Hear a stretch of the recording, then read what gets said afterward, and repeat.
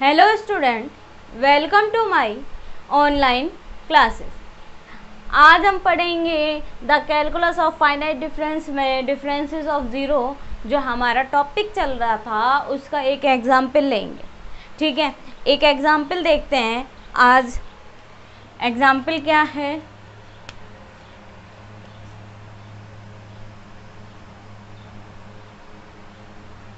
Some the series, ठीक है, using differences of zero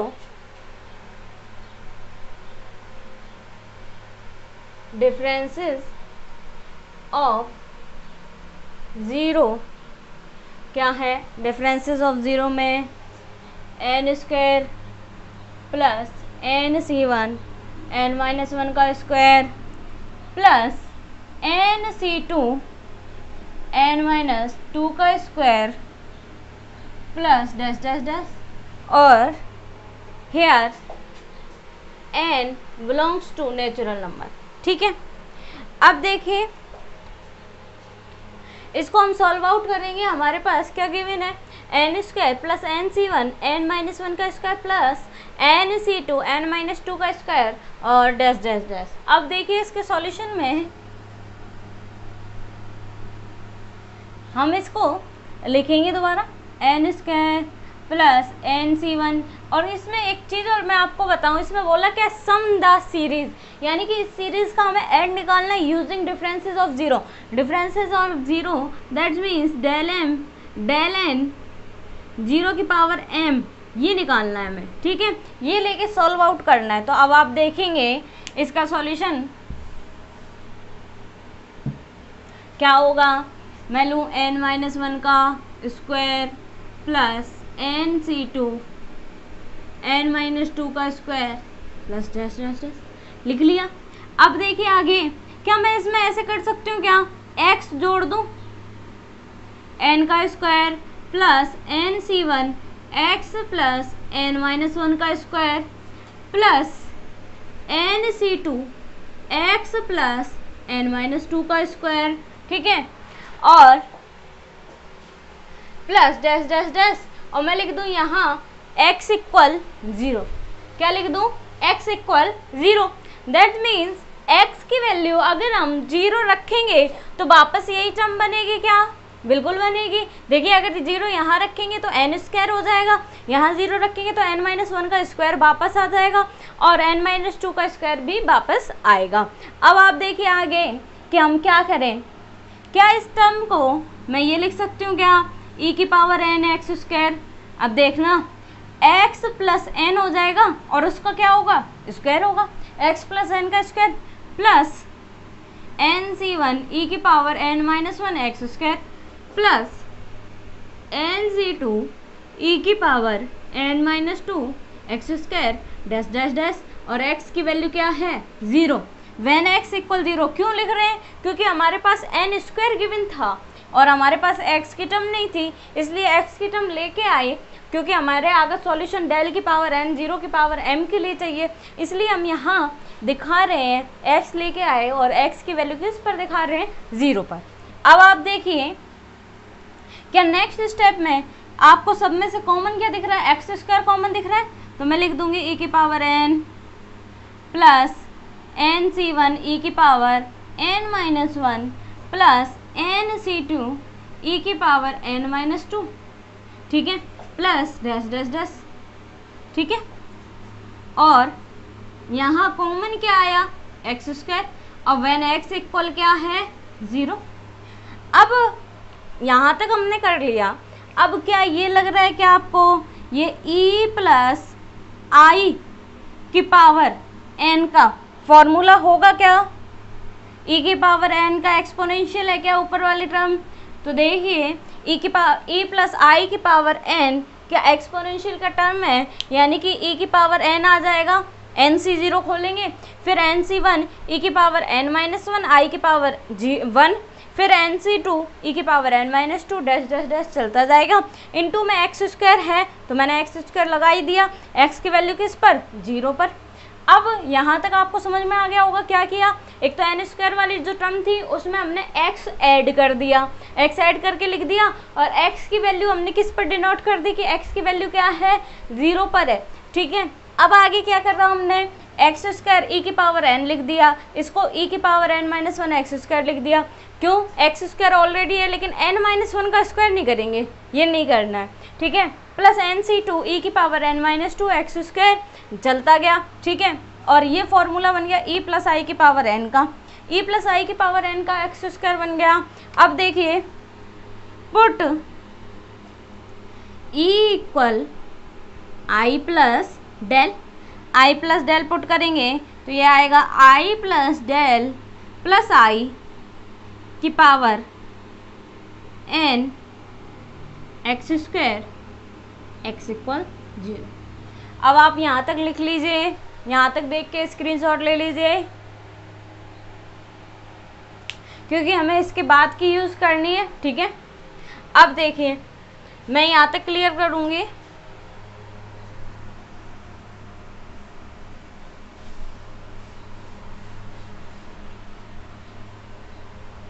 एक सेकेंड, यहाँ पर हमारे पास आया था, इस टर्म की तो हमें ज़रूरत थी, ई प्लस आई की पावर n एक्स स्क्वायर, और x की वैल्यू कब, 0 पर। ठीक है, अब देखिए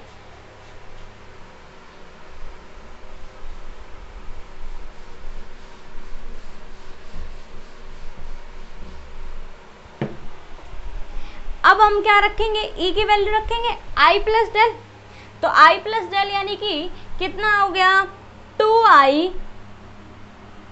प्लस डेल एक्स स्क्वायर, और क्या हो गया, x की वैल्यू किस पर, 0 पर।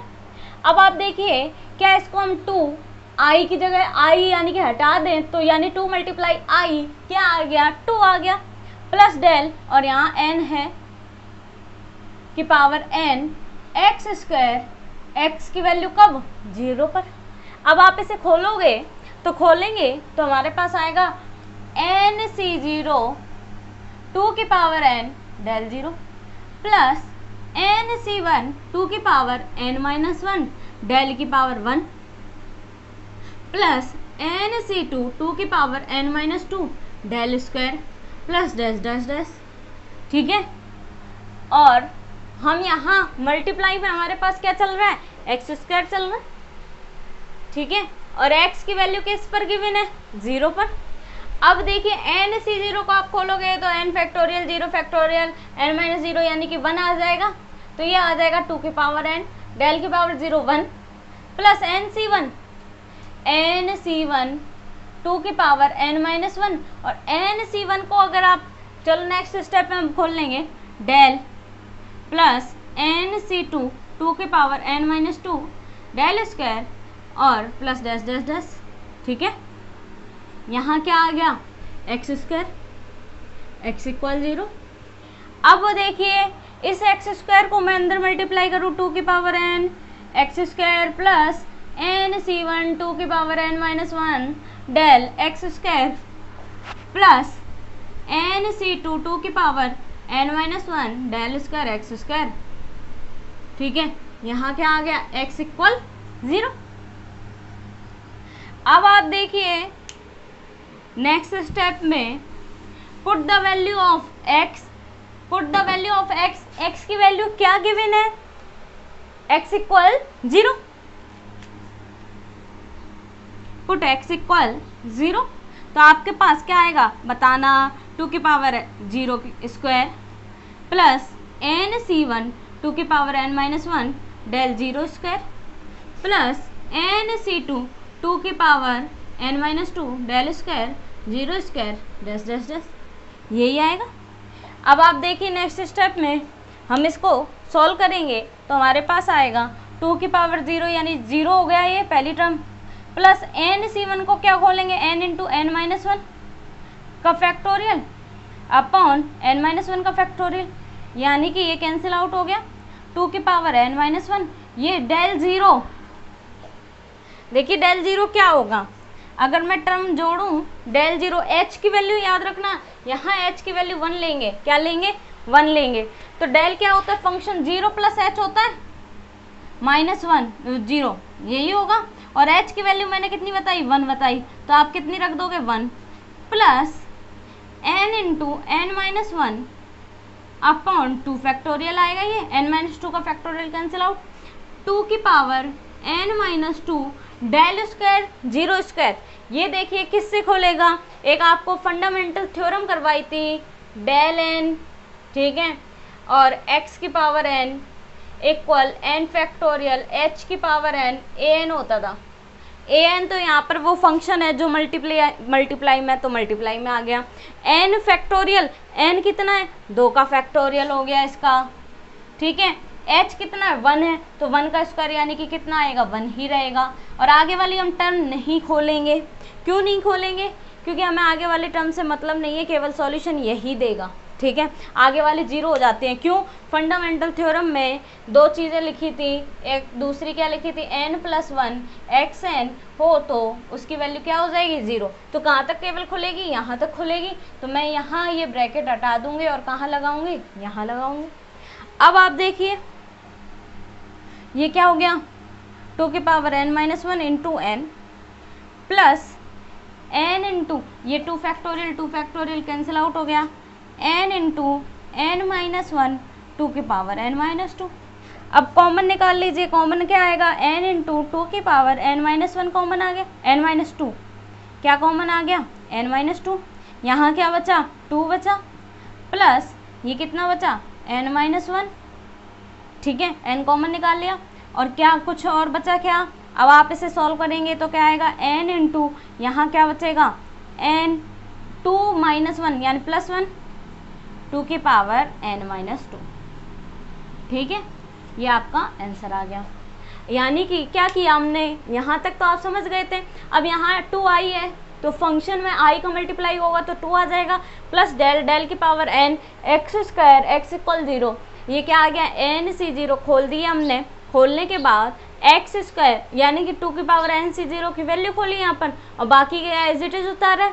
फिर नेक्स्ट स्टेप में x² का मैंने अंदर मल्टीप्लाई कर दिया, ठीक है, अंदर मल्टीप्लाई हो गया, x = 0 पुट करा, x इक्वल क्या पुट कर दिया हमने 0, तो 0 पुट कर दिया। और 0 पुट करने के बाद ये तो सॉल्यूशन 0 हो गया, ये वाला फॉर्मूला इससे खोल दिया 0 + 1 - 0 यानी कि डेल 0 स्क्वायर, और स्क्वायर भी आप दिखाओगे तो स्क्वायर का मतलब क्या हो गया 1 ही हो गया। और आगे वाला फंडामेंटल थ्योरम जो हमने शुरू में कराई थी उससे सॉल्व होगा, क्या होगा n फैक्टोरियल hn an हो गया। और फंडामेंटल थ्योरम में दूसरा क्या कहता है n+1 x की पावर n हो तो वो क्या हो जाता है 0, तो आगे की टर्म नहीं खुलेंगी।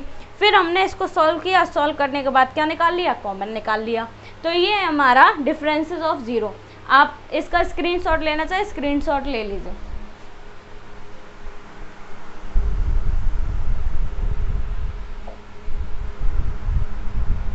अब आप देखिए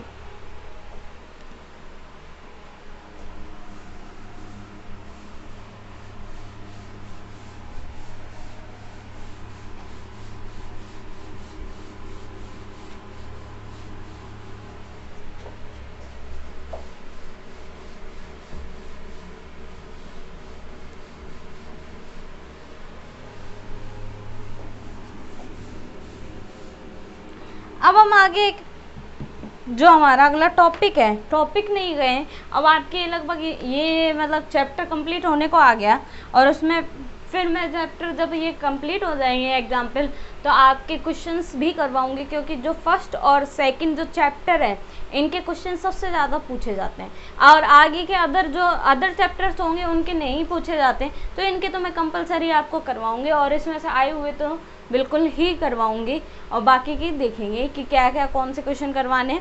अब आप देखिए हमारे पास अब कुछ एग्जाम्पल्स आएंगे जो है विविध उदाहरण, ठीक है, मिसलेनियस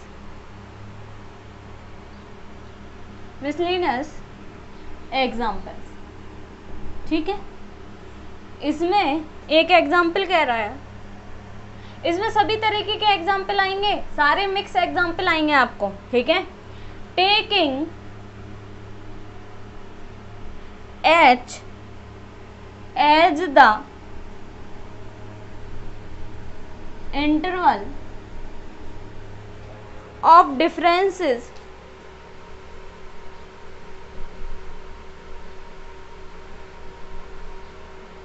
ठीक है, शो दैट